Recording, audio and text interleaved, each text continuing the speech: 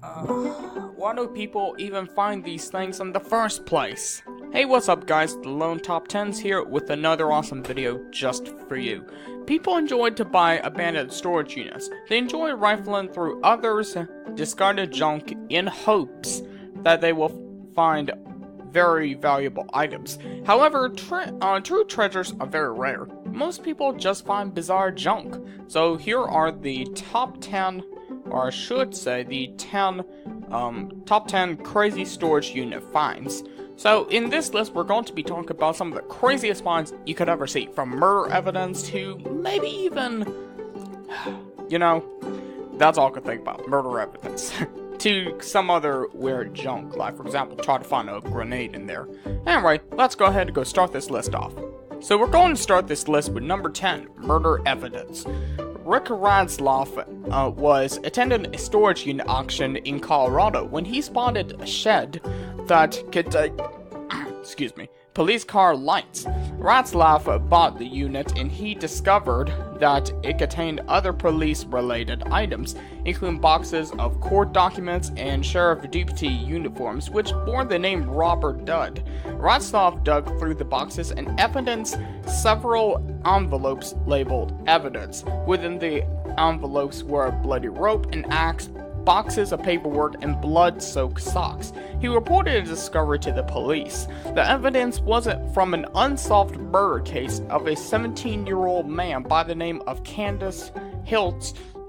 Well, he had been shot 7 times in her home. 5 days before her death, Hiltz had an altercation with a local deputy. The deputy had been questioning Hiltz's brother, who was a trespassing suspect.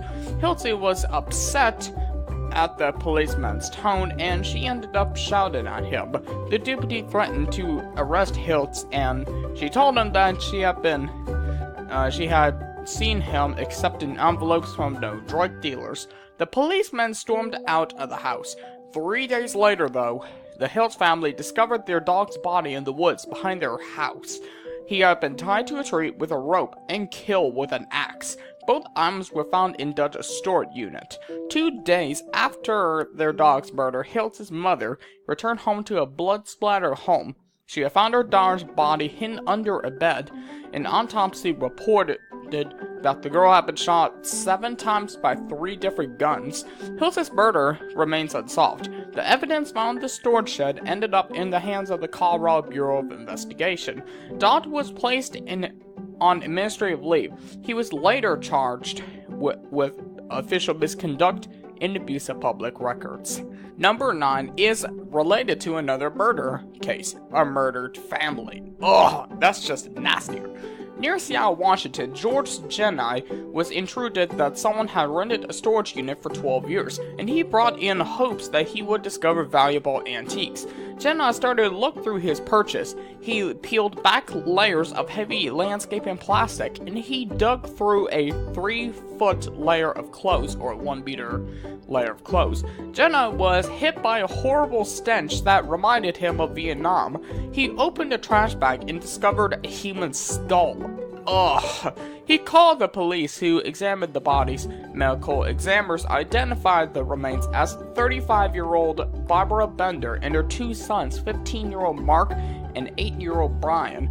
The family had been killed by blunt blows to the head. Police found a hatchet with blood and hair fragments in the locker. The Benders had been missing since 1980. They were last seen loading a U-Haul the day after Barbara had filed for divorce. People started to investigate Barbara's husband, Mark, who had rented the locker. Mark was arrested and he confessed to the murders. He had kept his former family hidden in the locker. However, the locker's contents were auctioned off after Bender's new wife stopped making rental payments on the storage unit. Bender was charged with 3 counts of first-degree murder, and he was sentenced to 80 years in prison. So yeah, hopefully Mark got sentenced to prison because what he did was wrong. Number 8 could remind you of Breaking Bad, meth labs. So yeah, Steve and Ken Bohannon often bought storage units to find goods to sell, and they were delighted when they purchased a unit in Rancho Cordova, California for $80. The Bohannons began to look through their winnings. It seemed to be a typical find. However, they soon stumbled across boxes that had danger and poison written on them. The Bohemians peeked inside, and they saw pipes, beakers, and gas masks. They called the police, who examined the Bohannon's discovery. Police realized that the boxes contained hazardous, old-fashioned equipment that was used to make meth. The material was so toxic, the hazmat specialist needed to be called out.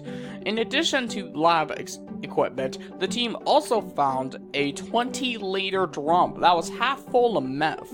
Police are unsure if the lab was operated in the storage unit. They're investigating the find, and detectives are tracking down the former owners. Because trust me, meth's illegal, so yeah, just don't mess with it. Number 7 is another gruesome case, human bones. So yeah, Robert Wood's storage unit in Kentucky was auctioned off after he died. The men who bought the unit were disappointed with their purchase. All they found was clothing and electric train collection. The men were hopeful when they stumbled across a few full yellow grocery bags. However, the hope soon turned to horror. The bags contained human bones. Ugh. The men brought the bones to the storage facility office. The manager called the police, who sent the bones to the state medical examiner's office. They discovered that the bones belonged to Doris Wood, Robert's wife. Doris had been missing for 16 years. She had disappeared on the way to visit her sister. Robert had told the couple's daughter, Jennifer, that Doris had abandoned them. However, Jennifer was suspicious of her father. Robert had given Doris's ring to a family friend, and Doris never removed that ring. Police searched the family's home, but they found nothing. Doris's death is still under investigation. The condition of her remains makes it difficult to discover how she died. Now, that only know that her femoral bones were cut in half with a saw. Now, police plan to search the family's home again. Well, 2 times in a row. Number 6 is human ashes. I mean, yeah, I'm serious, guys. Bill Smith had attended storage unit auctions for 20 years before he found something truly bizarre in Nevada. 27 urns full of human ashes. The unit's previous owner was April Parks, who was a court-appointed guardian. She made legal and financial decisions for senior citizens. Parks was responsible for her wards when they died. Instead of searching for their families, though, she just stashed them in the storage unit, like every lazy person would do. Parks had stopped paying on the storage unit when she went to jail. She was facing more than 200 charges of theft, perjury, and exploitation of her elder clients. Parks had stolen more than $550,000 from people assigned to her business. Now, she would steal all but a few $100s from her clients' bank accounts, but she did not assist her clients. Now, her victims included the people whose names were on the urns. If convicted, Parks and her employees could face decades in prison, which I'm pretty sure if she's old, then she would have died in there. Trust me. Number 5 is another very gruesome discovery, a leg. So, Shannon, Wisnut, something like that. Well, he thought that he had made a very lucky discovery when he found a barbecue smoker in the storage unit he bought in South Carolina. However, he was shocked and horrified when he opened up the smoker and discovered a human leg. He called the police, he took the leg. Wisnant's discovery made the local news. John Wood came forward to claim his limb.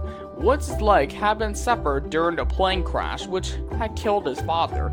Wood had his leg emboweled, and, well, he kept it as a memento of his dad. Well, unfortunately, the accident caused Wood to develop a drug addiction, and he fell behind on his storage unit payments. Wisnant refused to return the leg. He had turned the grill into a tourist attraction, and he wanted the leg so that he could make more money. Wood was upset that Wisnant was making a freak show out of his leg, and he hired a lawyer. The police returned the leg to Wood, which upset Wisnant.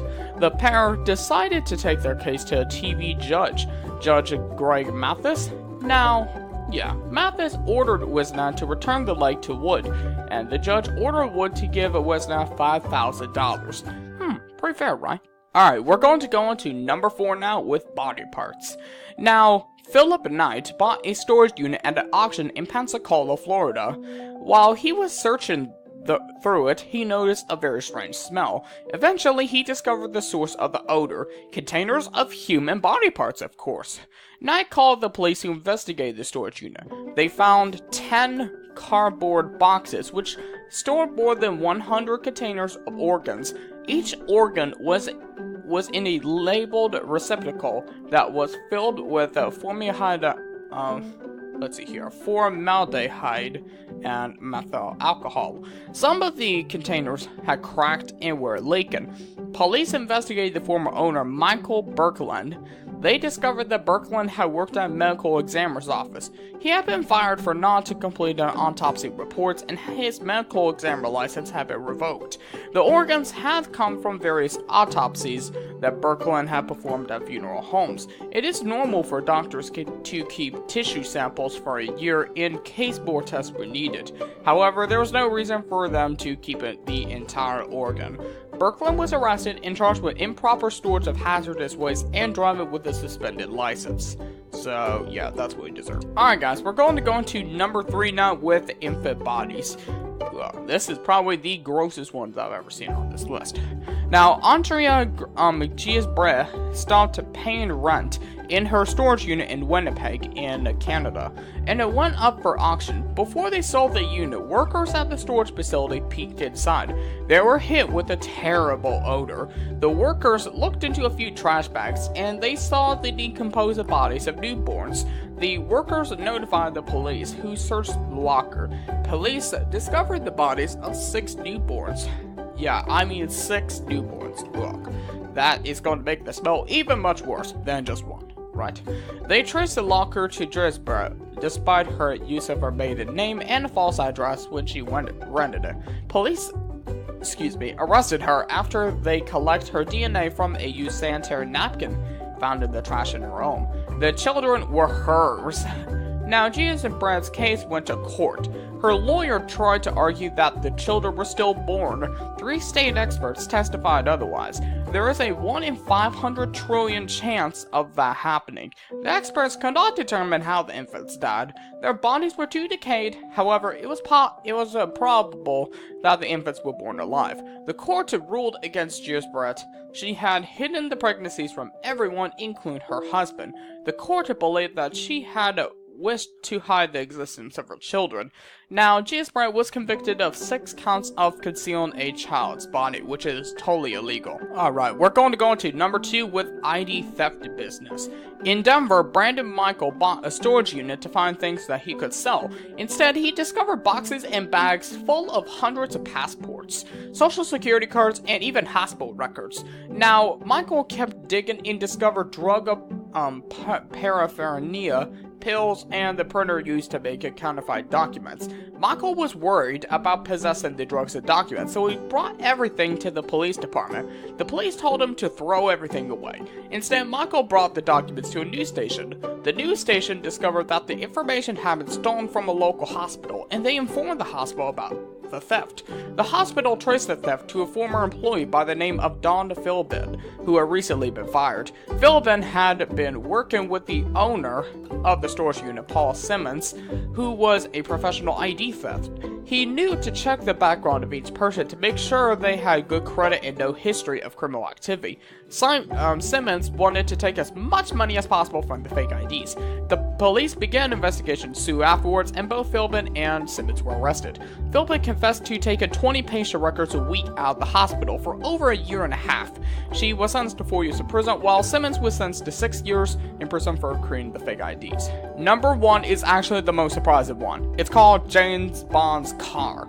In 1989, a Long Island contractor paid $100 for a storage container.